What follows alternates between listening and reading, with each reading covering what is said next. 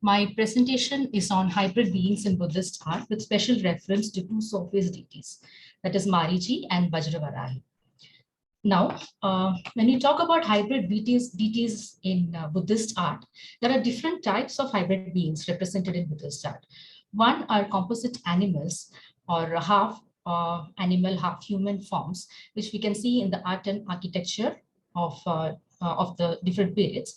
And the second type is the semi-divine creatures or beings or the Kinnari type of images that we see in the Buddhist art.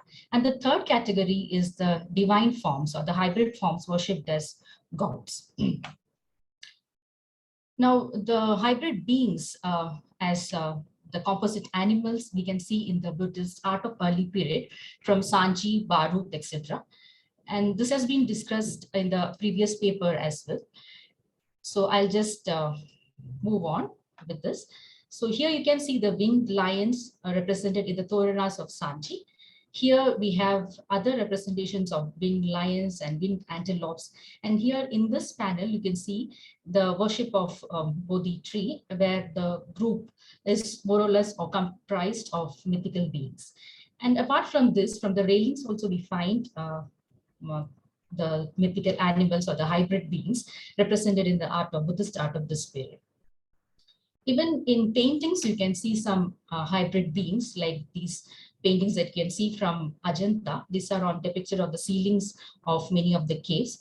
So different types of animals, half animals and human beings, and vyalas or the winged lions, unicorn types animals are all seen in the art from Ajanta. So these all are mostly decorative in nature. The next type of representation is the semi-divine form. This is the Kinnari. They are normally depicted as couple, and they have the half human and half bird appearance in art. So these beings, or the Kinnari, are often seen as attending the Buddha or the Bodhisattva. And this is from Ellora, cave number 12, where you can see the Kinnari couple attending this Bodhisattva, and they're playing some musical instruments. This is a Kinnar from Ajanta. Here, the couple is seen accompanying Padmapani Bodhisattva, and this is the enlarged form of this. Here you can see the couple. This is the enlarged pitch showing the couple here. They are playing musical instruments. Now, moving on to the hybrid deities in Buddhism, we can see that here also there is a different classification regarding the deities. One type of deities are those which were adopted from Hinduism into Buddhism, and they had done some makeover and they were converted into the Buddhist form. The next type is the sectarian deities, which were created or modeled to show the supremacy of Buddhist religion over Hinduism. And the next group is of female deities. Here also nature is more or less sectarian, but this was also a result of the Shakti cult, which became prominent during that period. When we talk about the deities which were adopted into Buddhism, we'll start with Ganesha. We know that Ganesha is a popular deity worshipped by both Buddhists and Hindus as Vignantaka, or removal of obstacles. So Buddhism also identifies Ganesha as a Vignantaka. Many forms of Ganesha are described in the Sadhanamala and Nishpanna Yogavali. And there is a Dharani dedicated to Ganapati, which says that at the end of the sutra, it is said that who upholds this Dharani, Ganapati appears in person and assures that he will protect and bestow the devotee. And this particular Dharani was delivered. This actually we get some Tibetan scriptures belong to 12th century, which say that this Dharani was delivered by Buddha to his disciple Sariputra when he was residing in Shravasti. So this is a way of legitimizing the adoption of a Hindu god into Buddhist religion. But this is a story that we get from scriptures. But when we study the sculptures of different periods, we see that entry of Ganesha into Buddhism was not a smooth one. So we have sculptures which show that elephant-faced figure or Ganesha was identified as a Vigna which had to be eliminated. In early period, like the Vigna or the Maras were represented with elephant head. So here in Ellora, we find the deity Aparajita trampling over a prostrate figure. When we come to the sculpture, this is from Lalitgiri, Orissa. Here you can see that the Maras are represented as elephant head form, and this is from Nalanda. And here it is more or less like Ganesha.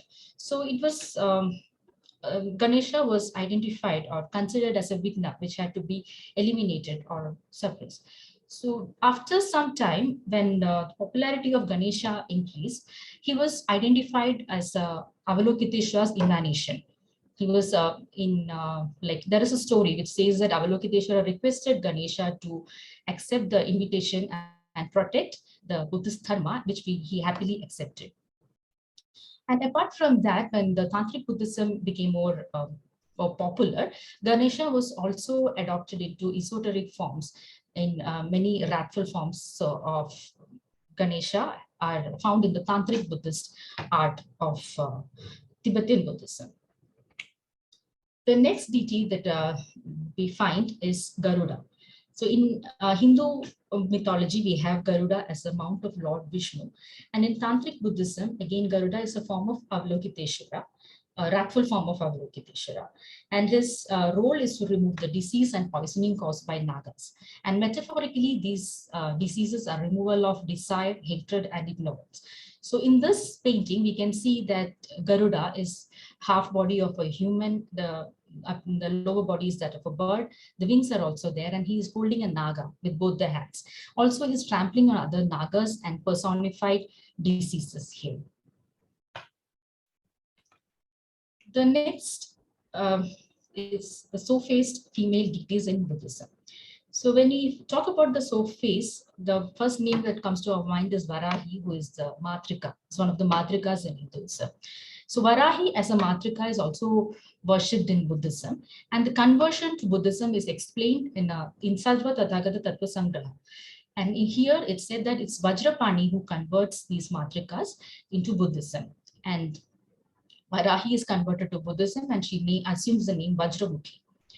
So she is depicted as a fierce deity in Buddhism. And apart from the Matrika form of Varahi, she's also like the Sow-faced goddesses also appear in the Yoga Tantras, in many mandalas as attending goddesses. And she is also, or the Sow-faced goddesses are also seen as attendants to Marichi, who's again another female deity with one face as that of a sow. Marichi is the sun god of Buddhist pantheon. The name Marichi means ray of light. And here, this is a sculpture from Orissa, and now it's in the National Museum, Delhi. So this is an 8th century sculpture. So here you can see that the sculpture is also modeled like that of the Hindu sun god. Here you have the horses pulling the chariot, a charioteer like Aruna in Hinduism. Here she has a female charioteer riding the chariot, and the goddess is shown standing in Pratyalitha pose with Tarjini Mudra and Vajra in one of her hands. She is invoked by the Buddhist monks at the time of sunrise, which shows that she is a type of sun god in Buddhism. And in many of the sculptures, Rahu is also shown on the pedestal, and he to devour the sun and the moon.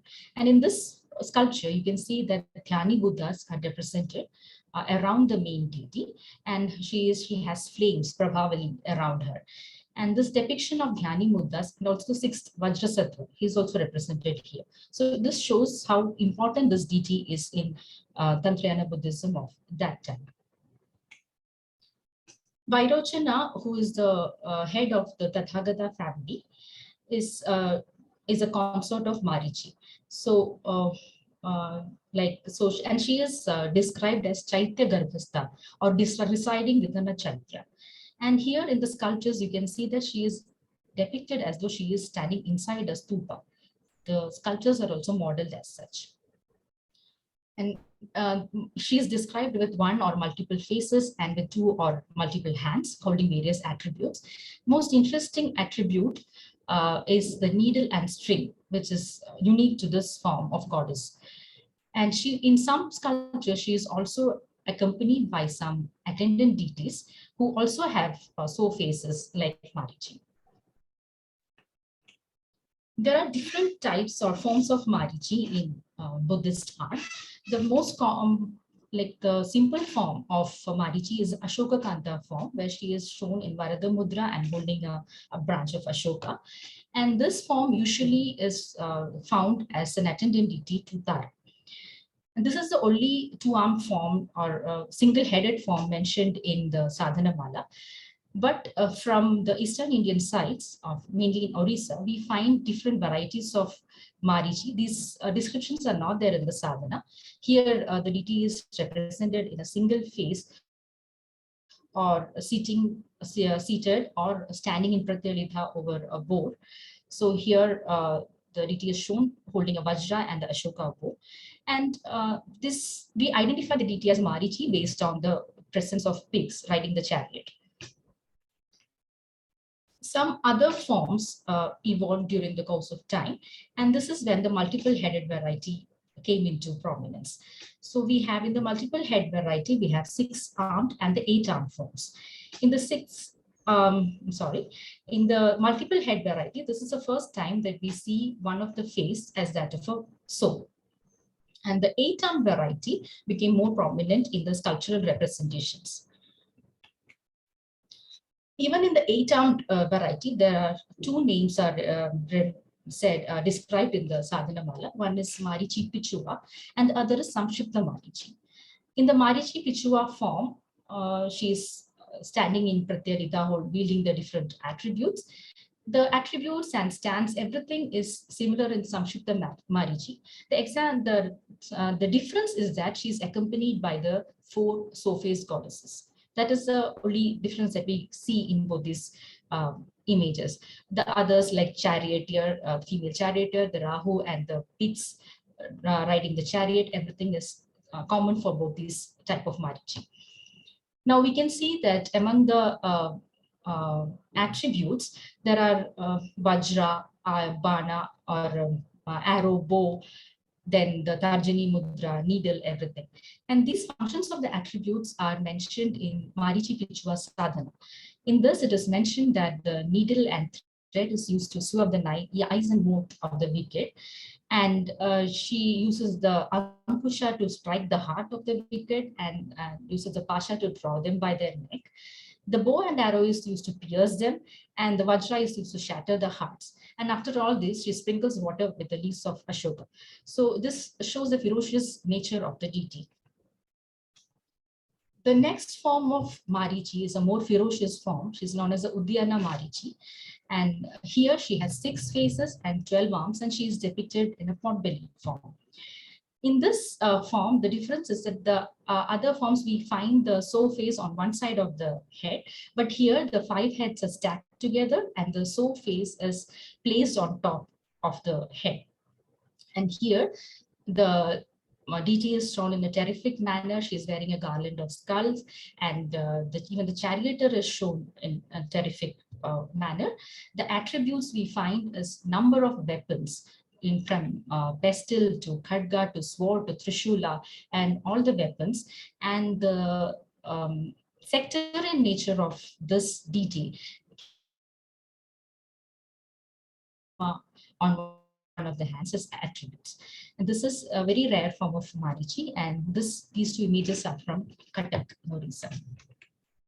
So from these images or the sculptures, we can see that Marichi is a form of sun god who is worshipped for removal of obstacles, safe journey, and to rescue from evil spirits. And in the tantric form, she is also invoked to help people, help the devotees in bringing people to submission and to punish the wicked and all these things. And in the tantric Buddhism, Marichi is regarded as a mother of the Buddhas, the Tathagata family of the Kriya Tantra. The next female deity associated with the boar is known as Vajrava. She has a Varaha-like expression near the side, which is attached to the sideways of the right side of her head. And this has gained the name of Vajrakona to the deity. And pigs they are identified with the poison of ignorance in traditional Buddhism. And so in Tibetan literature, it is said that this sow head it represents a sublimation of that passion by Vajravarahi. Vajravarahi is usually one-faced, three-eyed. She holds a khatvanga and a kapala and a kartari, and she is adorned with a garland of skulls, and she dances in Ardhaparyanka over a corpse. Vajravarahi became more prominent in Tantric Buddhism during with the advent of the Anuttara Yoga Tantras. There is a Chakra Samvara Tantra, which is very important tantra among the Tantric Buddhists. And in this, she is described as the consort of Heruka Chakra Samvara, and she is shown in the mandala of Chakra Samvara in close embrace with the deity. And she is also described as Heruka Devasya Agravaishi, or the principal consort of Lord Heruka. So this shows her importance in this particular tantra as well as in the Tantric Buddhism during that period. So even in the Vajravarahi sadhana, she is personified as the ultimate form of enlightenment. And one of the verse prays that all beings should become enlightened like her, and they may also attain the state of glorious Vajra goddess. So this shows the importance of the goddess.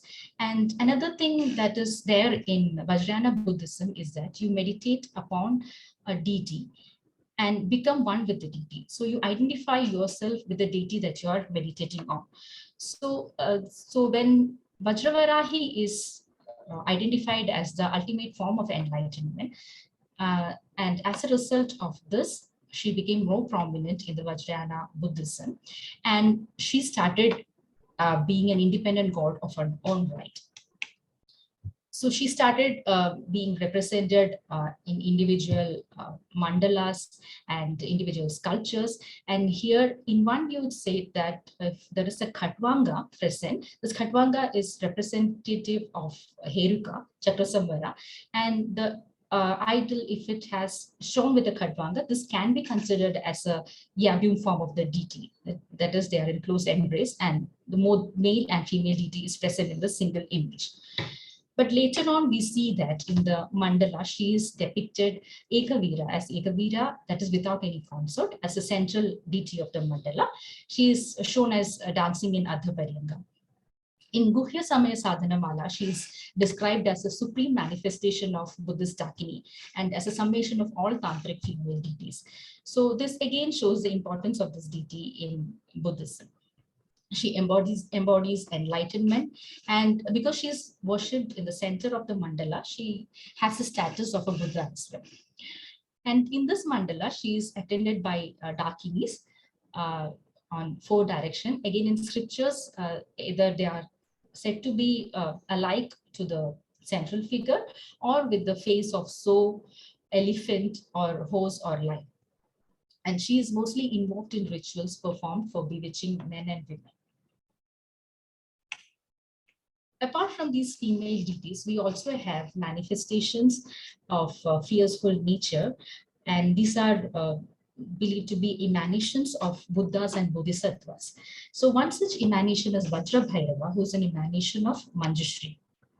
And here this deity has a face of a bull, and he appears very fearsome. And the tantric nature, or nature of this deity and the sectarian nature can be understood by studying the iconographic details of this deity, and where it is described that he tramples the gods like Brahma, Indra, Vishnu, and Shiva under his right leg, and Ganesha, Kartik, Chandra, and Surya under his left leg. And he holds the different attributes like Kamandalu, Vajra, Chakra, Trishula, bow, arrow, sword, shield, spear, and curved knife, which are but the attributes of the gods which he has overpowered. Vajra Bhairava also appears as the center of the mandala in close embrace with his prajna or Vajraveta. Now, there are some other forms of Buddhas or Bodhisattvas, which also have different hybrid forms. One such deity is Nagaraksha and the other is Rahula. Both of them have the lower body as that of snake. But the difference is that Nagaraksha is a form of Bodhisattva Manjushri. It's a wrathful emanation of Manjushri who is invoked for protection from Nagas and other diseases. He has multiple heads and which is stacked one above the other. And on top of the head, you find the head of Manjushri, of whose this deity is the emanation. So the main function here is to purify karma and to help protection from the diseases. Rahula, on the other hand, is the Buddhist counterpart of Rahu, Hindu god, Hindu Rahu. So he is, in Buddhism, he is a protector deity. That means these deities are adopted into Buddhism and they're given the status of protected deities to protect the dharmas. And Rahula has 9 heads stacked one above the other, and it is topped by a black rim. These 9 heads represent the 9 planets that he has eclipsed. And the main head of Rahu is actually the head represented on his body. This is the head of Rahu, and these 9 heads are actually the 9 planets. So this is just an overview of what we have seen, the hybrid beings which appeared first in Buddhist art in the form of decorative forms, semi-divine forms. And then with the advent of Vajrayana, we have hybrid sectarian deities like Vajrabhairava and Nagaraksha. And some deities like Ganesha, Garuda, Matrikas were adopted and converted to Buddhism. Marichi, Vajravarahi were the female deities, hybrid deities, were the result of Shakti cult coming into prominence during that time. And as Vajrayana became more popular, these deities also became more popular and came to be identified as idams or the meditational deities.